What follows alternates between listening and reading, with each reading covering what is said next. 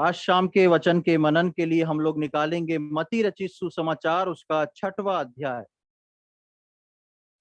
Gospel according to Matthew chapter 6, मत्ती रचित सुसमाचार, उसका 6वां अध्याय और उसकी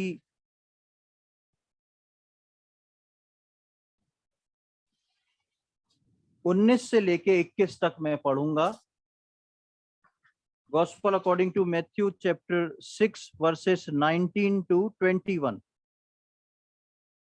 यहाँ पर इस प्रकार लिखा है, अपने लिए पृथ्वी पर धन इकट्ठा ना करो, जहां कीड़ा और काई बिगाड़ते हैं और जहां चोर सेंध लगाते और चुराते हैं, परंतु अपने लिए स्वर्ग में धन इकट्ठा करो, जहां ना तो कोई कीड़ा और ना काई बिगाड़ते हैं और जहां चोर ना सेंध लगाते और ना चुराते हैं, क्योंकि जहां तेरा धन है वहां तेरा मन भी लगा रहेगा। एक और आयत को मैं आप लोग के साथ इसके लगाव में पढ़ूंगा। कुलूसियों की पत्री, उसका 3रा अध्याय। कुलूसियों की पत्री, उसका 3रा अध्याय। एक हाथ आप अभी यहाँ पे लगा के रखें। कोलोसियंस चैप्टर 3, कुलूसियों की पत्री, उसका 3रा अध्याय और उसकी पहली 4 आयतों को हम पढ़ेंगे। अतः जब तुम मसीह के साथ जिलाए गए तो स्वर्गीय वस्तुओं की खोज में रहो, जहां मसीह विद्यमान है और परमेश्वर की दाहिनी ओर बैठा है। पृथ्वी पर की नहीं परंतु स्वर्गीय वस्तुओं पर ध्यान लगाओ, क्योंकि तुम तो मर गए और तुम्हारा जीवन मसीह के साथ परमेश्वर में छिपा हुआ है। जब मसीह जो हमारा जीवन है प्रकट होगा, तब तुम भी उसके साथ महिमा सहित प्रकट किए जाओगे। यहाँ पर 2 अलग अलग जगह हमने ये लगभग एक ही बात को परमेश्वर के वचन में देखा है। मत्ती रचित सुसमाचार 6वें अध्याय की 19 से 21वीं आयत में हमने पढ़ा एक धन के बारे में, और लिखा है अपने लिए पृथ्वी पर धन इकट्ठा ना करो। और उसकी वेस्टेज बताइए कि यदि तुम पृथ्वी पे धन को इकट्ठा करोगे तो वो धन जो है वो कभी भी परमानेंट नहीं रहेगा। वो धन जो है हमेशा टेम्परेरी रहेगा, और जरूरत से ज्यादा धन को संचय करोगे तो हो सकता है कि कभी हमारी नोट में, हमारी करेंसी में जल जाए, खराब हो जाए, या फिर उसको चोर चुरा के ले जाए। और वहां पर एक बात लिखी है कि अगर ऐसा नहीं करो तो क्या करो, स्वर्ग में अपने लिए धन इकट्ठा करो। और वहां स्वर्ग में धन इकट्ठा करने के फायदे बताए हुए हैं, जहां चोर ना सेंध लगाते हैं और ना चुराते हैं, और ना ही वहां पर कोई कीड़ा है जो उसको खा के खत्म कर दे। पृथ्वी के धन के बारे में परमेश्वर का वचन यहाँ पर मत्ती 6 में बोलता है। और जैसे ही हम कुलूसियों 3 पे आते हैं जिसको हमने पढ़ा, तो वहां पर वस्तुओं की, पृथ्वी की वस्तु और स्वर्ग की वस्तुओं के बारे में लिखा हुआ है। जब तुम मसीह के साथ जिलाएगा तो स्वर्गीय वस्तुओं की खोज में रहो, जहां मसीह विद्यमान है और परमेश्वर के दाहिनी ओर बैठा है। 2 बातों को आज हम परमेश्वर के वचन से सीखने जा रहे हैं, और इसमें एक बहुत बड़ा सवाल जो अक्सर विश्वासियों के जीवन में रहता है उसको मैं क्लियर करने जा रहा हूं कि धन जो होता है, जो हमारे लिए बहुत आवश्यक है, पैसा इस दुनिया में हमारे लिए बहुत आवश्यकता है, विश्वासियों को परमेश्वर का वचन उसकी किस लिमिट तक जाने को बताता है।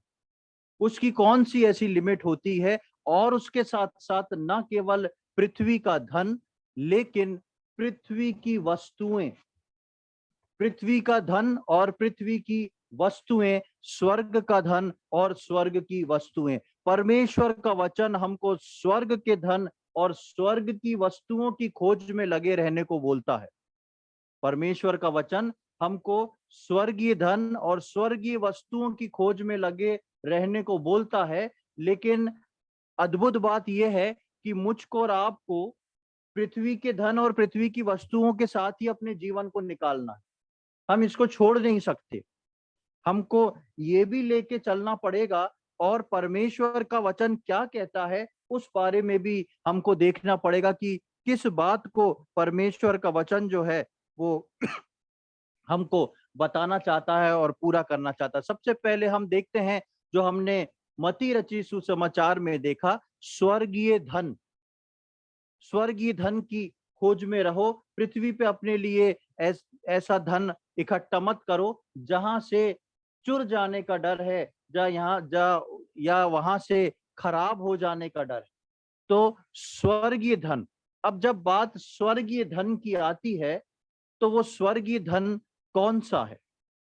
परमेश्वर का वचन विश्वासियों के लिए स्वर्गीय धन किस बात को बताता है? क्योंकि ऐसा कोई भी हमको स्वर्गीय सिक्का नहीं मिलता कि जिसको हम अलग से उसको जोड़ सकें।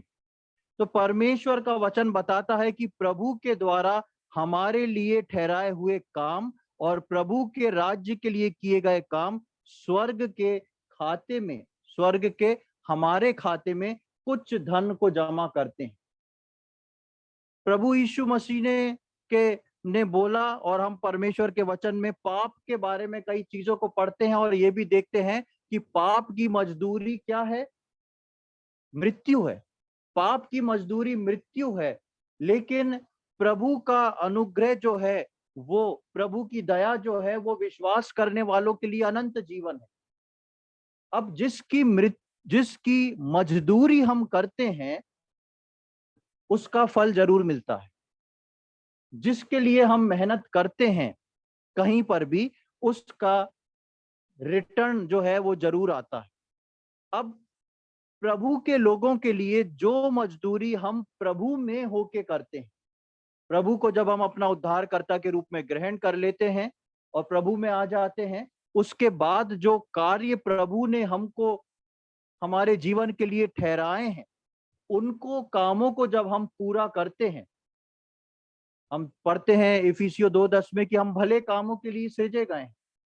वो काम जिसके लिए मैं और आप सृजे गए हैं, जब हम उस काम को पूरा करते हैं तो उसका पेमेंट जो है स्वर्ग से होता है और वो स्वर्ग में डिपॉजिट होता जाता है। उसका पेमेंट जो है वो स्वर्ग से होता है और स्वर्ग में डिपॉजिट होता जाता है। उस पेमेंट को हम ना देख सकते ना छू सकते। और उसके साथ साथ वो सारे काम जो परमेश्वर के राज्य की बढ़ोतरी के लिए करते हैं। उदाहरण के लिए, ये दोनों क्लियर हों तो मैं आपको बताऊं। उदाहरण के लिए, आपको परमेश्वर ने आपके जीवन में कुछ कार्य को सौंपा है कि आपको इस व्यक्ति के लिए प्रार्थना करना है, इस व्यक्ति की सहायता करना है, इस व्यक्ति को सुसमाचार सुनाना है, अपने घर वालों को इस रीति से देखना है, गवाही खड़ी करके रखना है। आप उस काम को कर रहे हैं, आपको स्वर्ग का धन आपके खाते में डिपॉजिट हो रहा है, वो आपको दिख नहीं रहा। और परमेश्वर के राज्य के लिए किए गए काम, वो काम, क्योंकि आप परमेश्वर को अपना पिता मानते हैं और परमेश्वर के साथ संगति करने के साथ साथ आप प्रसन्न हैं, आप खुश हैं, तो आप परमेश्वर के राज्य के लिए कुछ कर रहे हैं। वो परमेश्वर ने आपको नहीं बोला करने को, लेकिन अलग से आप कर रहे हैं। उसका भी कैश डिपॉजिट जो है वो स्वर्ग में हो रहा है। जैसे माता पिता ने अपने एक बच्चे को कपड़ा दिला दिया, बच्चा बहुत खुश है कि मेरे को एक नई ड्रेस मिल गई, लेकिन माता पिता इतने ज्यादा खुश हैं कि वो कपड़े के साथ साथ वो सोचते कि नहीं, इसको जो है इसको ये प्रॉमिस कर रखा था कि ये पास हो जाएगा, इसको ये कपड़ा दिलाएंगे, कपड़ा दिला दिया। लेकिन माता पिता का उसका रिजल्ट देख के इतने खुश हो गए कि उनने उसको एक नई जोड़ी जूता भी दिला दिया। तो जूता दिलाना माता पिता के उसमें नहीं था, क्या था? सिर्फ एक जोड़ी कपड़ा। लेकिन क्यों माता पिता ने दिला दी? क्योंकि खुश है, वो उससे खुश हो गए, वाह हमारे बेटे ने क्या काम किया है।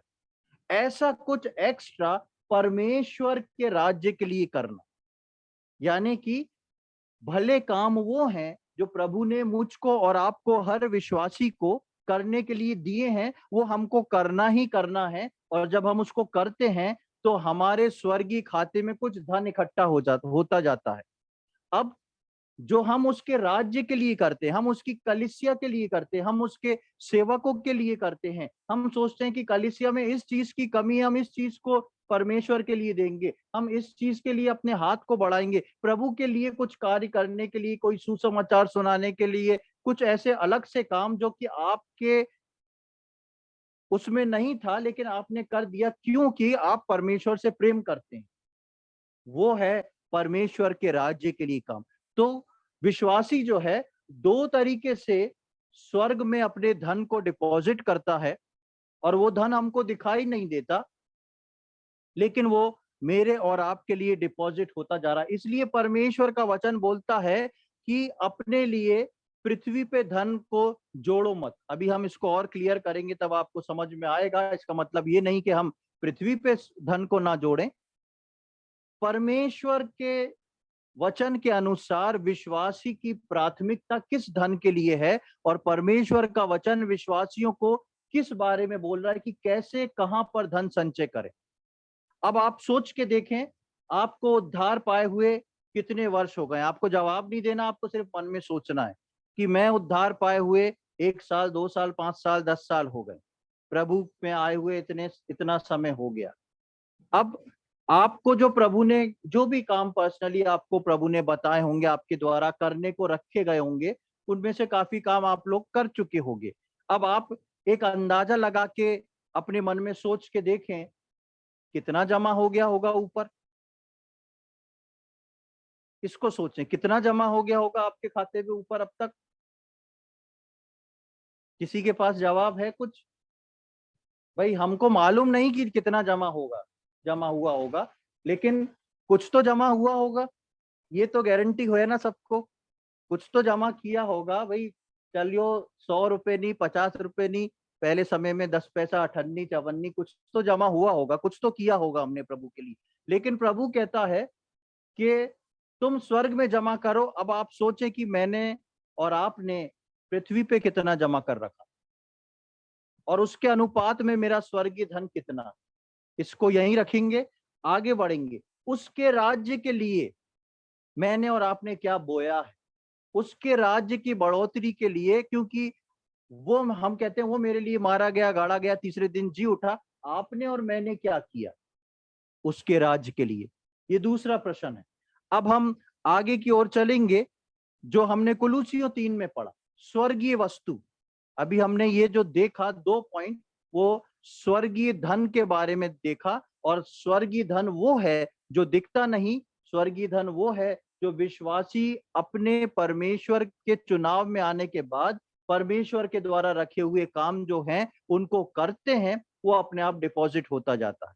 उसके राज्य के लिए करते हैं, वो अपने आप डिपॉजिट होता जाता है, वो है स्वर्गीय धन। अब स्वर्गीय वस्तुएं पे जब हम आते हैं तो कुलुसियों 3 में हम स्वर्गीय वस्तुओं के बारे में पढ़ते हैं, और उसका स्वर्गीय वस्तुओं का अर्थ होता है कि स्वर्गीय वस्तुएं जो हैं वो हैं जो हमारे लिए अनदेखी हैं, पर विश्वास के द्वारा हम उनको दूर से देख लेते हैं। हमारा प्रभु में अनदेखा विश्वास उन वस्तुओं के ऊपर जो परमेश्वर के वचन के अनुसार हैं, लेकिन मुझको और आपको दिखती नहीं है। परमेश्वर के वचन के अनुसार हैं, विश्वासियों के लिए रखी गई हैं, लेकिन मुझको और आपको वो वस्तुएं अभी दिखती नहीं। उन वस्तुओं को विश्वास के द्वारा देखते हुए और इस बात को विश्वास के द्वारा अपने मन में रखते हुए कि मैं बहुत जल्द उन वस्तुओं को छूऊंगा, महसूस करूंगा और इस्तेमाल भी करूंगा, वो है स्वर्गीय वस्तुएं। अब उदाहरण के लिए परमेश्वर का वचन स्वर्गीय वस्तुओं के बारे में कुछ बातों को बताता है, और वो क्या बताता है, स्वर्गीय वस्तुएं क्या हैं। प्रभु यीशु मसीह ने बोला, मैं तुम्हारे लिए क्या तैयार करने जा रहा हूं, एक घर बनाने जा रहा हूं। पहली चीज, आपका घर स्वर्ग में, ये एक वस्तु में आएगा। दूसरी चीज, उस जगह पर पहुंचते समय हमको परमेश्वर के राज्य में हम जाएंगे तो बहुत सारे ताज मिलने वाले हैं, क्राउन्स मिलने वाले हैं। किसके लिए? जो भले काम हमने पृथ्वी पे रह के किए हैं उनका कैश तो स्वर्ग में डिपॉजिट है, लेकिन उसका एक क्राउन भी है। वो ताज मुझको और आपको मिलेगा जब हम स्वर्ग में जाएंगे, और उस ताज पे उसके ताज मिलने का कारण भी छपा होगा, लिखा होगा, इस व्यक्ति को उद्धार में लेके आया, उसके लिए इसके सर पे ये ताज पहनाया जाए। ये व्यक्ति ने परमेश्वर के लिए ऐसे काम को किया, अपनी जान को जोखिम में डाल के, उसके लिए उसको ये ताज मिला जाए।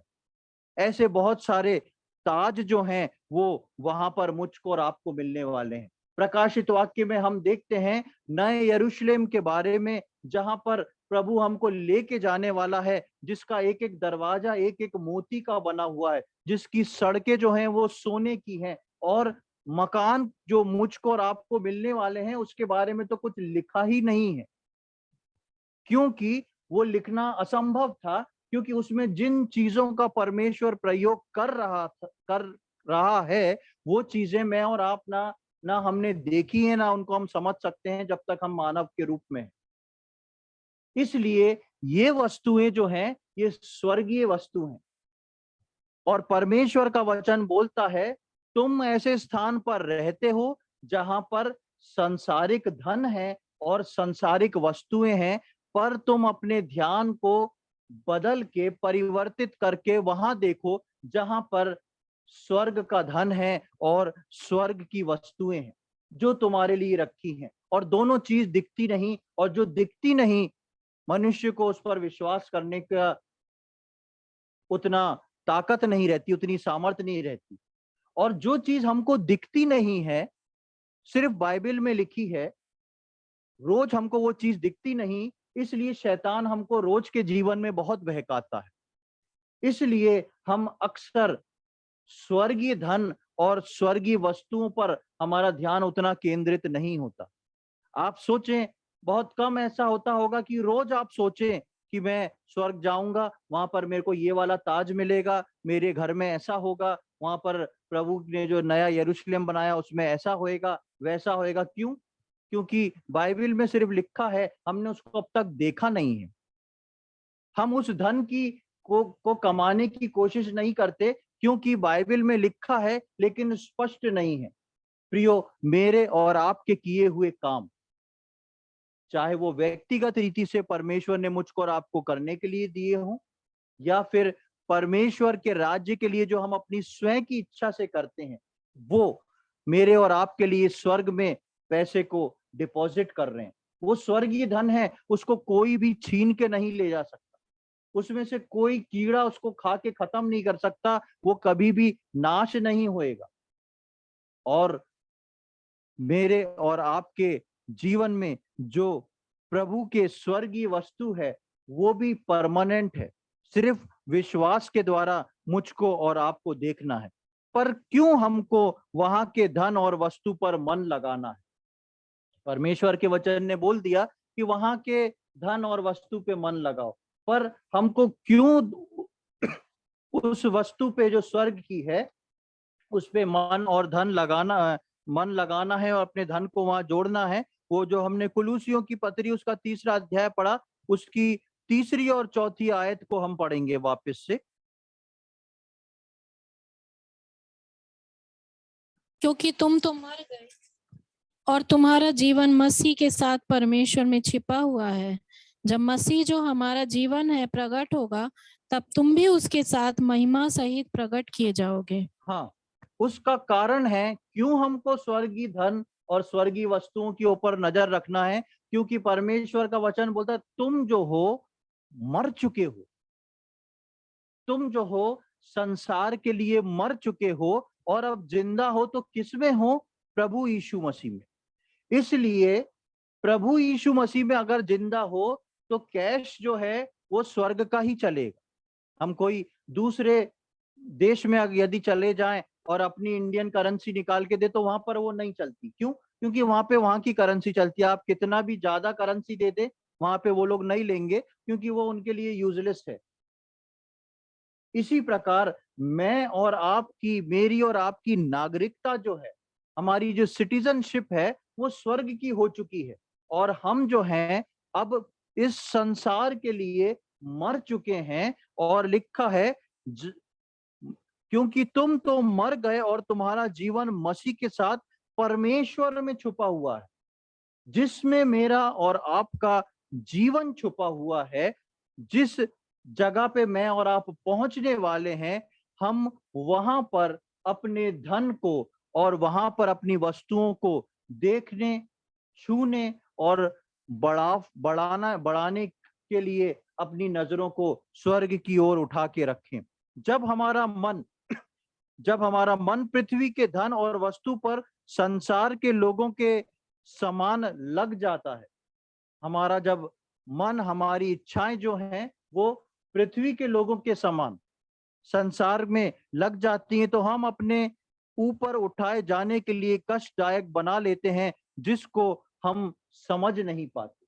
जो बातें विश्वासियों को परमेश्वर का वचन बताता और हिदायत देता है, उसको समझना और उसको वैसे ही लेना मेरे और आपके लिए बहुत जरूरी है। एक विश्वासी को परमेश्वर ने जब इस संसार में रखा है, इसका मतलब ये नहीं कि वो विश्वासी जो है पैसे का लेन देन ना करे, या पैसा कमाने को ना जाए, या अपने लिए जोड़े नहीं। सब कुछ वो कर सकता है। और क्योंकि हम संसार में रहते हैं, तो संसार में रहते हुए हमको सब चीज की आवश्यकता है। अपने अपने घर में, अपने परिवार में कुर्सी चाहिए, टेबल चाहिए, फैन चाहिए, अलमारी चाहिए, आने जाने को गाड़ी चाहिए। ये सब क्या है? ये सांसारिक वस्तु हैं। लेकिन परमेश्वर का वचन ये नहीं बोलता कि इनको नहीं लो, ये भी लो, नौकरी करके, बिजनेस करके पैसा भी लो। लेकिन परमेश्वर का वचन बोलता है, तुम क्योंकि संसार के लिए मर चुके हो, ये सब उस रीति से ना लो जिस रीति से सांसारिक लोग लेते हैं, या इस रीति से अपने मन को मत रखो जिस प्रकार संसार के लोग इस चीज को लेके चलते और करते हैं। हमारा मुनाफा, हमारा प्रॉफिट, हमारी सारी चीजें जो हैं वो हमारे स्वर्गीय धन पे, और हमारा वस्तु जो है वो सारी वस्तुएं स्वर्ग की ओर लगी रहना चाहिए। हम अपने आप को इन सब चीजों में फंसाएं ना, अपने आप को फ्री रखें, तभी हम उस स्वर्ग की वस्तुओं को देख पाएंगे, उनको, अनदेखी वस्तुओं को देख के विश्वास रख पाएंगे और उनको लेने के लिए ललायित रहेंगे। और साथ ही साथ हमारा जो कैश डिपॉजिट हो रहा है ऊपर, उस पर हमारी नजरें रहेगी कि हम कैसे प्रभु की इच्छा को अपने जीवन में पूरा करके वहां पर बढ़ा लें, वहां पर कुछ चीजों को ज्यादा बढ़ा के रख लें। हम देखते हैं कि पुराने नियम में अब्राहम को परमेश्वर ने चुना और अब्राहम को परमेश्वर ने चुन के अलग किया। और अब्राहम को जब परमेश्वर ने चुना था, तो अब्राहम इस बात को समझ गया था अपने चुनाव के बाद कि जिस परमेश्वर ने मुझको बुलाया है, ये अद्भुत परमेश्वर है। जिस परमेश्वर ने मुझे बुलाया है, ये अद्भुत परमेश्वर है। वो अपने परमेश्वर को पहचान गया था, इसलिए उसने इस बात को जान लिया था कि संसार की सारी चीजें मेरे लिए टेम्परेरी हैं। संसार की सारी चीजें जो हैं वो मेरे लिए टेम्परेरी हैं। और इस कारण ही अब्राहम जो है एक ऐसा जीवन जी पाया कि वो स्वर्गीय वस्तु में, परमेश्वर के वचन में, परमेश्वर के वादे पे हमेशा वो विश्वास कर पाया। क्यों? क्योंकि उसने अपने आप को इस बात को समझा लिया, ये स्थायी नहीं है। मैं उस जगह के लिए अपने धन को जोड़ूंगा जो स्थायी है। परमेश्वर के वचन से हम कुछ उदाहरण को अब्राहम के जीवन से देखेंगे। मेरे साथ निकालें उत्पत्ति उसका 13वां अध्याय, बुक ऑफ जेनेसिस चैप्टर 13। उत्पत्ति उसका 13वां अध्याय और उसकी 8वीं आयत से लेके 13वीं आयत तक पढ़ेंगे। यहाँ पर एक घटना को दिखाया गया है कि क्या घटना हुई थी, और इससे हम कुछ बातों को देखेंगे। तब अब्राहम लूत से कहने लगा, मेरे और तेरे बीच और मेरे और तेरे चरवाहों के बीच में झगड़ा ना होने पाए, क्योंकि हम लोग भाई बंधु हैं। क्या सारा देश तेरे सामने नहीं? इसलिए मुझसे अलग हो जा। यदि तू बाईं ओर जाए तो मैं दाहिनी ओर जाऊंगा, और यदि तू दाहिनी ओर जाए तो मैं बाईं ओर जाऊंगा। तब लूत ने आंख उठाकर यरदन नदी के पास वाली सारी तराई को देखा कि वो सब सिंची हुई है। जब तक यहोवा ने सदोम और अमोरा को नष्ट न किया था, तब तक स्वर्ग के मार्ग तक वह तराई यहोवा की वाटिका और मिस्र देश के समान उपजाऊ थी। इसलिए लूत अपने लिए यरदन की सारी तराई को चुन के पूर्व की ओर चला और वे एक दूसरे से अलग हो गए। अब्राम कनान देश में रहा, पर लूत उस तराई के नगरों में रहने लगा और अपना तंबू सदोम के निकट खड़ा किया। सदोम के लोग यहोवा के लेखे में बड़े दुष्ट और पापी थे। हाँ, यहाँ पर हम देखते हैं अब्राहम और लूत के बारे में। लूत जो था अब्राहम का भतीजा था और वो शुरू से उसके साथ साथ, जब से परमेश्वर ने उसको निकलने को बोला था, साथ साथ चला। अब ऐसी परिस्थिति आ गई कि दोनों के जो गुलाम हैं, दोनों के जो पालतू पशु हैं, वो सब इतने बढ़ गए हैं कि एक साथ रहना मुश्किल है। दोनों एक ही जगह पर चरा रहे हैं। दोनों के जो गुलाम हैं, उनके बीच में, चरवाहों के बीच में लड़ाई झगड़ा हो जा रहा है। तो अब्राहम उसको बुला के बोलता है कि देख, हम तो भाई बंधु हैं और हमारे बीच में इस प्रकार का झगड़ा होना जो है वो ठीक नहीं है। और इसलिए अब्राहम बोलता है कि तेरे सामने जितना भी स्थान है, जो भी चुनना है तू उसको चुन ले। यदि तू इधर का लेगा तो मैं उधर जाऊंगा, उधर का लेगा तो इधर जाऊंगा। 9वीं आयत में हम देखते हैं, क्या सारा देश तेरे सामने नहीं, इसलिए मुझसे अलग हो जा। यदि तू बाईं ओर जाए तो मैं दाहिनी ओर जाऊंगा, और यदि तू दाहिनी ओर जाए तो मैं बाईं ओर जाऊंगा। अब्राहम की कोई चॉइस नहीं है। अब्राहम जो है उससे उम्र में और रिश्ते में, दोनों में बड़ा है। अब्राहम उसको बोल सकता था तुम चलो तो सही वहां पर रहना और मैं यहाँ पर रहूंगा, लेकिन अब्राहम जो है वो बहुत नम्र और दीन है और अब्राहम को कुछ नहीं चाहिए। अब्राहम को उस संसार में जहां पर वो रह रहा है कुछ नहीं चाहिए। वो बोलता है तुम देख लो, तुम्हें जो जगह पसंद हो तुम वहां चले जाओ। और हम देखते हैं कि जब चॉइस लूत के ऊपर आई तो 10वीं आयत में लिखा है, तब लूत ने आंख उठाकर यरदन नदी के पास वाली तराई को देखा। जब चॉइस लूत पर आई तो लूत ने अपनी आंख उठा के उस हरियाली, उस तराई के क्षेत्र को, उस नदी के किनारे को देखा और उसने सोचा ये मेरे लिए, मेरे पशुओं के लिए बेस्ट रहेगी। क्यों? क्योंकि यहाँ चारा हमेशा मिलेगा। और जब वो वहां पर देखने गया होगा उस तराई के क्षेत्र को, तो हम देखते हैं कि वो उस तराई पर रुक नहीं गया। उसने अपनी नजरें वहां पर जाके और उठाई और उसने अपने तंबू जो थे वो सदोम तक गाड़ दिए। और जिस समय लूत ने अपने तंबू सदोम तक गाड़े थे, इसकी दुष्टता क्या है और सदोम के लोग कैसे हैं, ये बात लूत अच्छे से जानता था। ये बात जो है लूत अच्छे से जानता था। और लूत परमेश्वर को भी अच्छे से जानने वाला व्यक्ति था, क्योंकि अब्राहम के साथ रह रह के अब्राहम ने लूत को भी परफेक्ट बनाया था। लूत जो है परमेश्वर को भी जानता था, लूत सदोम के लोगों को भी जानता था, और वो ये भी जानता था कि परमेश्वर इन लोगों से घृणा करता है। लेकिन अब्राहम ने सिर्फ जो भी स्थान छूट गया उसको चुन लिया, क्योंकि अब्राहम की आंखें स्वर्गीय वस्तु के ऊपर लगी थी।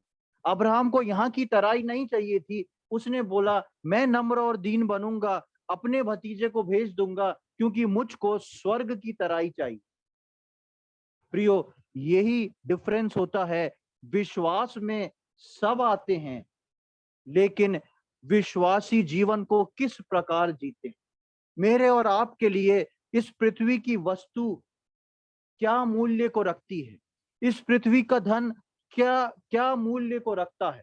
और हम देखते हैं कि उसने उस जगह का कोई मोह नहीं किया। अब्राहम ने उस जगह का कोई मोह नहीं करा और उसको नहीं बोला कि नहीं ये ऐसा है, ये मेरे को चाहिए होगा, बड़ा मैं हूं। अब्राहम ने कहा जो तुम्हें लेना है ले लो। अब्राहम के पास उससे ज्यादा गाय बैल थे, लेकिन अब्राहम ने क्यों जाने दिया? अब्राहम को वो सब नहीं चाहिए था जो अब्राहम के पास था। उसकी नजरें स्वर्ग में थी। उसको पृथ्वी पे तराई में घर बनाने के बदले में परमेश्वर के स्वर्ग की तराई चाहिए थी। और अब्राहम कहता है तुमको जो चाहिए वो ले जाओ, तुम जहां बोलोगे, जो सी जगह छोड़ोगे, मैं उसको ले लूंगा। और हम देखते हैं कि जब लूत को इस बारे में पता पड़ गया, लूत ने इस चुनाव को कर लिया, तो लूत और अब्राहम दोनों तंबू में रहा करते थे, क्योंकि अब्राहम इस बात को जानता था कि मैं एक टेम्परेरी जीवन को बिता रहा हूं पृथ्वी पे। इसलिए अब्राहम जो था कभी मकान बना के नहीं रहा, जबकि मकान में से निकल के आया था, वो मकान में रहने वाला एक व्यक्ति था और तंबू गाड़ के चलता था। लेकिन लूत के बारे में हम पढ़ते हैं कि उसने अपने तंबू तो सदोम तक गाड़ लिए। उसके आगे लूत वहीं नहीं रुक गया, उसके आगे हम देखें उसकी 19वें अध्याय में, उत्पत्ति के 19वें अध्याय में आ जाएं,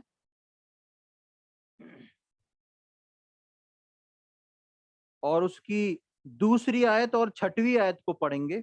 हे मेरे प्रभुओं, अपने दास के घर में पधारिए और रात भर विश्राम कीजिए और अपने पांव धोइए, फिर भोर को उठकर अपने मार्ग पर जाइए। उन्होंने कहा, नहीं, हम चौक ही में रात बिताएंगे।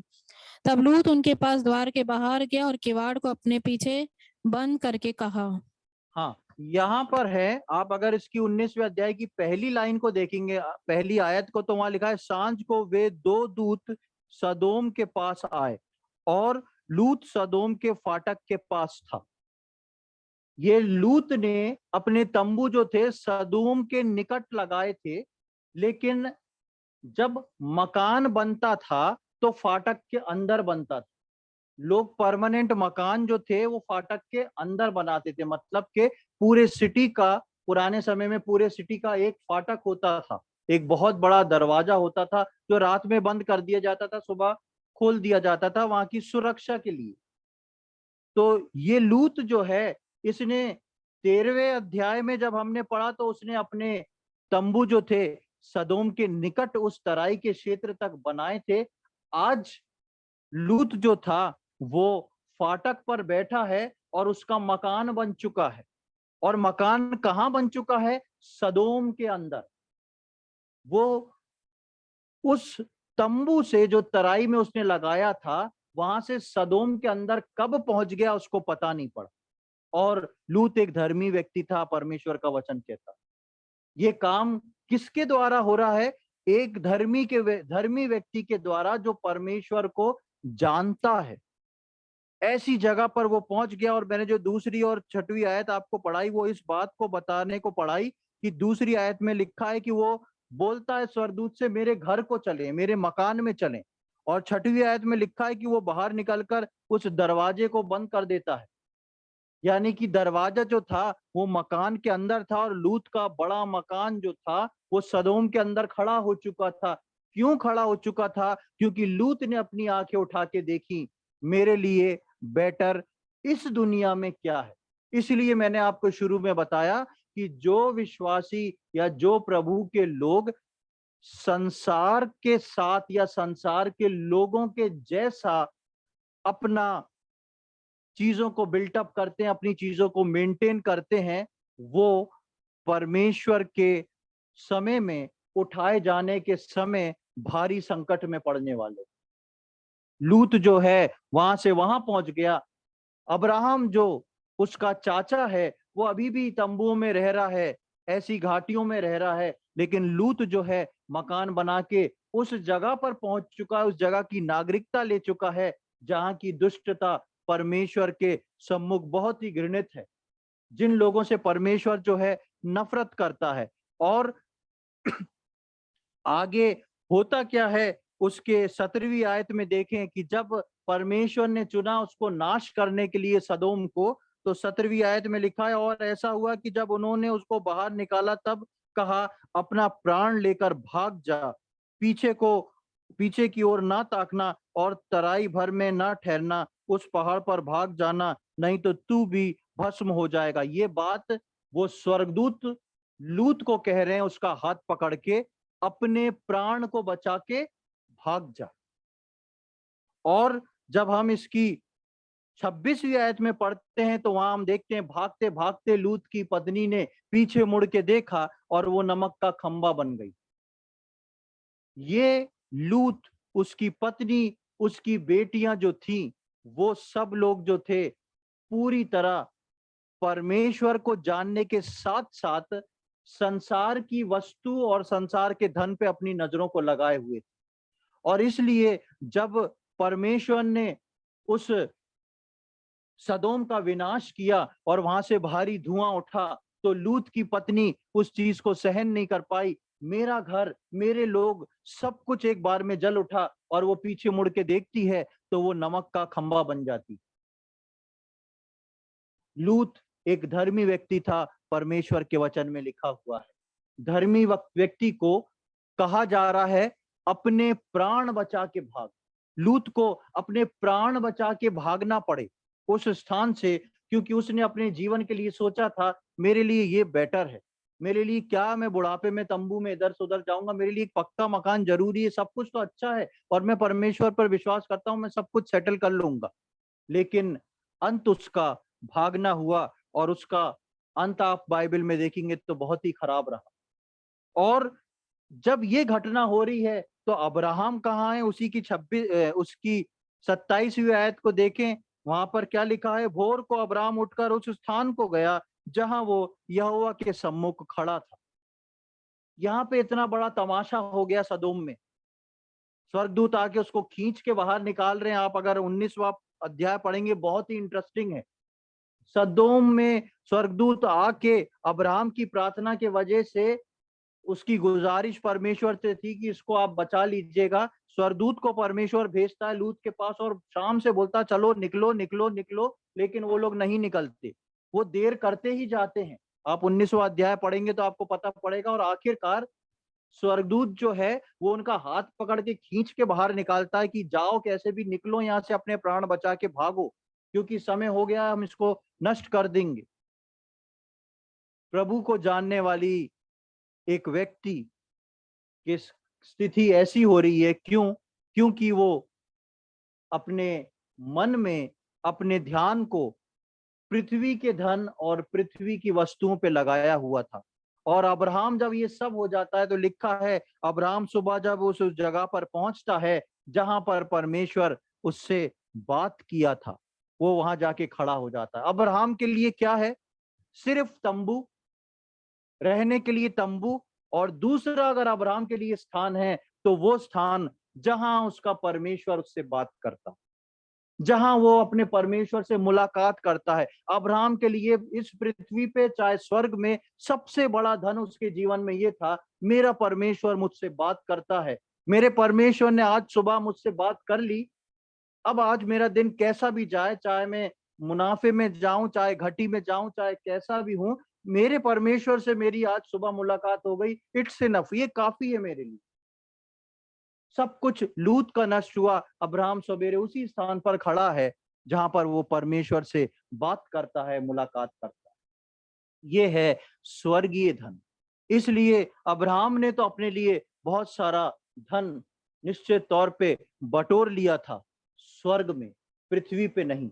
और जब परमेश्वर के लोग स्वर्ग में स्वर्ग की चिंता करके उसके धन को बटोरते हैं, पूरा करते हैं, तो परमेश्वर उनके जीवन में इस संसार में भी कोई कमी घटी कभी भी होने नहीं देता। वैसे ही हम देखते हैं नूह के जीवन में, हमने अब्राहम और लूत के बारे में देखा, वैसे ही हम देखते हैं नूह के जीवन में। नूह के जीवन के बारे में हम सब जानते हैं, पिछले दिनों में हमने सीखा है। सिर्फ एक आयत को मैं नूह के विषय में आप लोग के सम्मुख पढ़ना चाहूंगा। दूसरा पतरस उसका दूसरा अध्याय और उसकी 5वीं आयत, 2 पीटर चैप्टर 2 वर्स 5।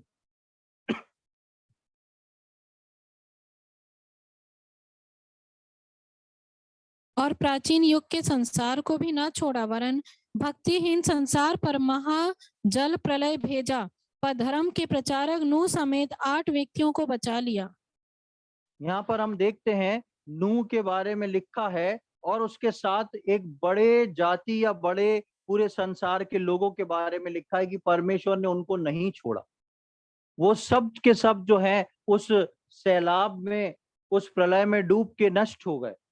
लेकिन नूह जो था वो और उसका परिवार जो है वो बाहर निकल पाया, उसमें से बाहर आ गए, और उनके परिवार के द्वारा एक नया जीवन पृथ्वी पर शुरू हुआ। ये कैसे हो पाया? ये इसलिए हो पाया कि परमेश्वर ने जब नूह को आज्ञा दी थी कि तुम एक जहाज को बनाओ और मैं पृथ्वी पर प्रलय भेजूंगा और सब लोगों को नाश कर दूंगा, क्योंकि संसार की दुष्टता बहुत बढ़ गई है। और लगभग लगभग 100 वर्ष तक लगभग 100 वर्ष तक नूह जहाज को बनाता रहा। इतना बड़ा जहाज था वो, क्योंकि उस वक्त किसी ने जहाज को देखा नहीं था। परमेश्वर ने नूह को जहाज का नक्शा दिया कैसे बनाना है। ये 100 वर्ष लगभग जो थे, इसमें नूह जहाज को बनाता रहा, बनाता रहा, बनाता रहा। क्या नूह के मन में ये नहीं आया होगा कि मेरे लिए भी तो मौका है, मैं भी तो थोड़ा सा बाहर घूमूं फिरूं, जैसे पूरे लोग इस दुनिया में जी रहे हैं, मैं भी तो थोड़ा अपना एंटरटेनमेंट करूं, मैं भी तो थोड़ा सा चैन की सांस लूं, अच्छे से लूं। नूह की जो नूह जहाज बना रहा था, वो उसका वो धन था जो वो परमेश्वर में जोड़ रहा था, और उस धन के बदौलत वो ऊपर उठ गया। और परमेश्वर ने नूह से एक बात बोली थी कि मैं प्रलय लेके आने वाला हूं, और वो प्रलय दिखाई देने वाली नहीं थी। वो प्रलय जो थी परमेश्वर के वचन के अनुसार वो स्वर्गीय वस्तु थी, जिसके लिए नूह जानता था प्रलय आएगी, मैं जहाज में बैठूंगा और ये जहाज उस पानी से ऊपर तैरने लगेगा। ये अनदेखी वस्तु जो उसको मिलने वाली थी, जिसका उससे सामना होने वाला था, उसको वो देख रहा था। और उसने दोनों चीज करी। जो आज्ञा परमेश्वर ने उसको दी थी वो चुपचाप उसको करता रहा, और अनदेखी वस्तु जो थी, अनदेखी चीज जो थी, जो प्रलय कभी अभी तक नहीं आई थी, वो आई। उसका जहाज ऊपर उठ गया, नूह अपने परिवार समेत बच गया, और बाकी संसार के सारे लोग जो थे वो सब डूब के मर गए। और उसमें डूब के मरने वाले संसार के ऐसे भी लोग थे जो परमेश्वर को जानते थे। आप यदि पुराना नियम पढ़ेंगे, उसमें हनोक की संतान और दूसरे बहुत सारे लोगों की संतान थी जो कि परमेश्वर को जानते थे कि ये परमेश्वर कैसा है, लेकिन फिर भी डूब गए, मर गए। क्यों? क्योंकि उन्हें सांसारिकता से एक नाते को रखा था। इसलिए जब हम नए नियम में आते हैं तो प्रभु यीशु मसीह इन दो उदाहरणों के अलावा कोई दूसरा उदाहरण नहीं देता रैप्चर के संबंध में। प्रभु यीशु मसीह अपने आगमन के विषय में सिर्फ इन दो जनों के उदाहरण को देता है परमेश्वर के वचन में। कौन से दो उदाहरण? लूत और नूह के बारे में। और कुछ बात को विश्वासियों को चिताता है कि मेरा आगमन भी ठीक इस प्रकार होएगा। एक आयत को देख लें, लूका रचित सुसमाचार उसका 17वां अध्याय और उसकी 26 और 27वीं आयत। Gospel according to Luke chapter 17 verse 26 and 27। जैसा नूह के दिनों में हुआ था वैसा ही मनुष्य के पुत्र के दिनों में भी होगा। जिस दिन तक नूह जहाज पर ना चढ़ा, उस दिन तक लोग खाते पीते थे और उनमें विवाह होते थे। तब जल प्रलय ने आकर उन सब को नष्ट किया। और जैसा लूत के दिनों में हुआ था कि लोग खाते पीते लेन देन करते, पेड़ लगाते और घर बनाते थे, परंतु जिस दिन लूत सदोम से निकला, उस दिन आग और गंधक आकाश से बरसी और सबको नष्ट कर दिया। हाँ, मनुष्य हाँ, पढ़ो पढ़ो। मनुष्य के पुत्र के प्रकट होने के दिन भी ऐसा ही होगा। यहाँ पर हम देखते हैं कि प्रभु यीशु मसीह अपने प्रकट होने के लिए एक चिन्ह को बताता है, और ये चिन्ह जो प्रभु यीशु मसीह बताता है वो पर्टिकुलर पुराने नियम की उस उत्पत्ति की किताब से उठा के बताता है केवल दो जनों के नाम को, कि मनुष्य का पुत्र यानी कि प्रभु यीशु मसीह जब अपनी कलीसिया को उठाने आएगा, अपने लोगों को लेने आएगा, तब दो ही चीजों का चिन्ह दिखाई देगा। और वो क्या था? वो कहता है ठीक वैसे ही दिन होंगे, लूत के समय के और नूह के समय के। और दोनों समय को यदि आप 26-27वीं आयत को पढ़ते हैं तो आप देखेंगे दोनों समय में एक बात कॉमन बताई गई है। लोग खाते पीते रहेंगे, उनके अंदर ब्याह शादी होती रहेंगी, सारी चीजें चलती रहेंगी, यहाँ तक कि लोग पेड़ लगाएंगे, ऐसा करेंगे वैसा करेंगे। यानी कि नूह के समय में भी लोग खा पी रहे थे। नूह के समय में भी लोगों के बीच में ब्याह शादी हो रही थी। नूह के समय में भी बहुत सारे ऐसे फेस्टिवल्स थे जो मनाए जा रहे थे, और लोग सब उसके अंदर बिजी थे, संसार में रहने वाली चीजों में व्यस्त, संसार के धन को बटोरने में व्यस्त, और संसार में दिखने वाली वस्तुओं के पीछे भागने में व्यस्त थे। और प्रभु यीशु मसीह बोलता है कि मेरा आगमन ठीक उन दोनों जनों के जैसा होएगा। और पृथ्वी पर इस बात का इंडिकेशन प्रभु यीशु मसीह देता है कि मेरे आगमन पर ठीक वैसा ही समय चलने लगेगा। लोग अपने में बिजी, अपने में खुश, अपने लिए जीना सीख जाएंगे। हमको कहाँ जाना है, हमको क्या करना है, हमको अपना बैंक बैलेंस बढ़ाने के लिए क्या करना है, हमारे को कितनी प्रॉपर्टी लेना है, एक गाड़ी खरीद ली तो उसके बाद 4 गाड़ी और होना चाहिए, ऐसा होना चाहिए। हमारे बाद जो है, हमारे कम से कम जो बच्चे हैं वो अच्छे से खा कमा लें, कोई प्रॉब्लम ना आए। सब कुछ मनुष्य को सेट करना है, अच्छी बात है। लेकिन संसारिक दृष्टिकोण से यदि यदि एक विश्वासी ये काम करना शुरू कर देता है, तो उसका ऊपर उठाया जाना बहुत खतरनाक हो जाता है। क्योंकि हम नूह के समय के लोगों के लिए पढ़ते हैं वो नाश हो गए, और लूत के लिए पढ़ते हैं कि वो अपना प्राण बचा के भागा।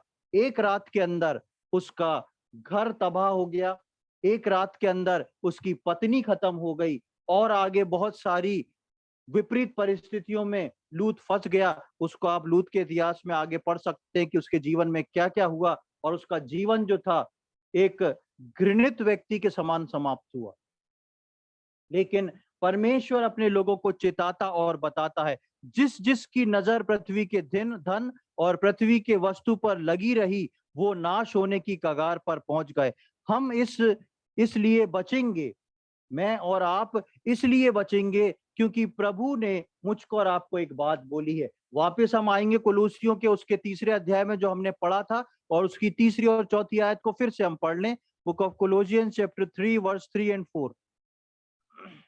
क्योंकि तुम तो मर गए और तुम्हारा जीवन मसीह के साथ परमेश्वर में छिपा हुआ है।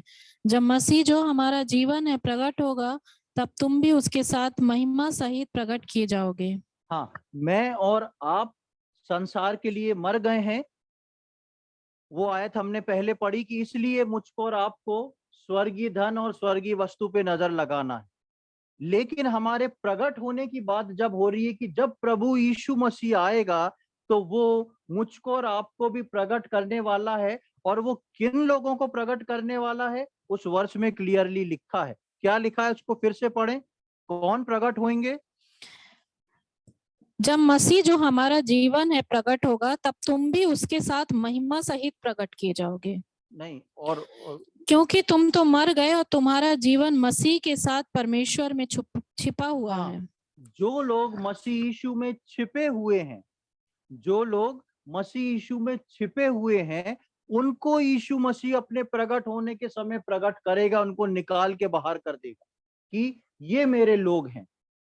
जब यीशु मसीह प्रकट होएगा, तब उसके वो लोग प्रकट होंगे जो अपने लिए स्वर्ग में धन जोड़ते रहे, जो इस पृथ्वी पे रहते हुए विश्वास के द्वारा उन अनदेखी वस्तुओं को जो स्वर्ग की हैं, उनको देखते रहे। इसलिए परमेश्वर का वचन बोलता है मत्ती के 6वें अध्याय में कि अपने लिए पृथ्वी पे धन मत जोड़ो, अपने लिए स्वर्ग में धन जोड़ो। पृथ्वी का धन जो है वो स्थायी नहीं है, कभी भी आपके जीवन में जिंदगी भर वो धन चलने वाला नहीं है। अप्स एंड डाउन्स आते रहेंगे।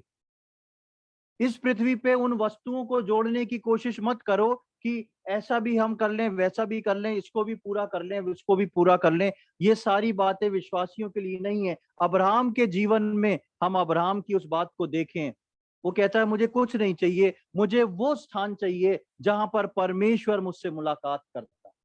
मुझे उसी स्थान में रहना है जहां पर परमेश्वर मुझसे बात करता है, क्योंकि मैं अपने लिए स्वर्ग में धन जमा करना चाहता हूं। मैं स्वर्गीय वस्तुओं को अपने जीवन में देखना चाहता हूं। इस बात का अर्थ ये नहीं कि मैं और आप नौकरी ना करें, बिजनेस ना करें, अपने लिए सेविंग ना करें, वो सब करें, बहुत जरूरी है।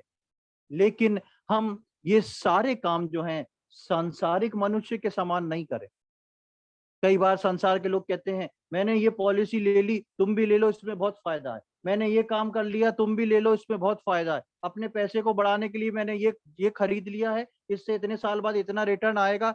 बेशक आपके जीवन में आ सकता है, बहुत कुछ मिल सकता है, अच्छी बात है।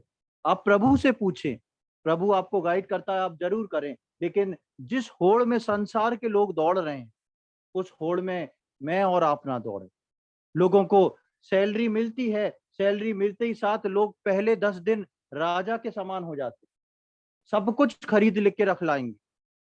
प्रभु के लोगों का ये सिम्टम नहीं है। मुझको और आपको इस बात को सोचते समझते चलना है, ये सैलरी जो है ये परमेश्वर ने मुझको दी है, मेरे लिए दी है, मेरे परिवार के लिए दी है, मैं समझदारी से इसका इस्तेमाल करूं। प्रभु के कार्य के लिए दी है, मैं समझदारी से इसका इस्तेमाल करूं। प्रियो, प्रभु का आना बहुत निकट है। एक आयत को मैं पढ़ के जल्दी से समाप्त कर रहा हूं। पहला तिमोथी उसका 6वां अध्याय और उसकी 7 से लेके 10 तक हम पढ़ लें। First Timothy chapter 6 verse 7 to 10। क्योंकि ना हम जगत में कुछ लाए हैं और ना कुछ ले जा सकते हैं। यदि हमारे पास खाने और पहनने को हो तो इन्हीं पर संतोष करना चाहिए, पर जो धनी होना चाहते हैं वे ऐसी परीक्षा और फंदे और बहुत सी व्यर्थ और हानिकारक लालसाओं में फंसते हैं जो मनुष्यों को बिगाड़ देती है और विनाश के समुद्र में डुबा देती हैं। क्योंकि रुपए का लोभ सब प्रकार की बुराइयों की जड़ है, जिसे प्राप्त करने का प्रयत्न करते हुए बहुतों ने विश्वास से भटक कर अपने आप को नाना प्रकार के दुखों से छलनी बना लिया है। हाँ, इन वर्ष में मुझे कुछ भी एक्सप्लेनेशन करने की जरूरत नहीं है, अपने आप में स्पष्ट है। लिखा है हम अपने साथ कोई व्यक्ति कुछ लेके नहीं जा सकता, लेकिन वहीं आप प्रकाशित वाक्य में पढ़ेंगे तो लिखा है धन्य है वो जो प्रभु में मरते हैं, क्योंकि वो अपने कार्यों को अपने साथ लेके जाएंगे। यानी कि मैं और आप वो कार्य जो प्रभु ने मुझको और आपको सौंपे हैं, उनका कैश मुझको और आपको स्वर्ग में जरूर मिलेगा, 100% मिलेगा। इसलिए हम अपने लिए ऐसा धन इकट्ठा करें जो हमेशा के लिए, अनंत काल के लिए। और हम दूसरी चीज यहाँ पर देख रहे थे, उनके लिए लिखा है कि अपने आप को बहुत से लोग ऐसे में फंदे में फंसा लेते हैं। इसके द्वारा शैतान कई प्रकार के फंदे को लाता है। और उसके बाद हम देखते हैं कई 10वीं आयत में कि 10वीं आयत के दूसरे भाग में, जिसे प्राप्त करने का प्रयत्न करते हुए बहुतों ने विश्वास से भटक कर अपने आप को नाना प्रकार के दुखों से छलनी कर दिया। बहुतों ने विश्वास से भटक कर, विश्वास से कौन भटकते हैं? विश्वास से विश्वास करने वाला ही भटकता है। यानी कि विश्वासी जो है वो भटक सकता है। ऐसा कुछ नहीं कि आप बहुत प्रार्थना करें, वह परमेश्वर का वचन पढ़ें और इस धन को भी जोड़ें, ये धन अच्छे अच्छों को नीचे गिरा देता है और विश्वास से भटका देता है। प्रभु हम में से प्रत्येक की सहायता करे कि आगे आने वाले समय में हम इस कुलूसियों और मती के अनुसार जो है, हम स्वर्ग में अपने धन को संचय करें। हम अपनी उन स्वर्गीय वस्तुओं की ओर खोज में रहें जो मुझको और आपको ऊपर पहुंच के मिलने वाली है। हम अपना समय यहाँ पर जाया करके अपने आप को अन्य प्रकार के दुखों से छलनी ना करें। हम अब्राहम बने कि हमको कुछ नहीं चाहिए, हमको वो चाहिए जहां पर परमेश्वर मुझसे मुलाकात करता है। हम लूत बन के अपने फ्यूचर को डिसाइड ना करें। हम परमेश्वर से मुलाकात करके हर रोज अपने फ्यूचर को परमेश्वर के हाथ में सौंप दें। परमेश्वर इन वचनों को समझने में हम में से प्रत्येक की सहायता करे। प्रभु के नाम की महिमा हो।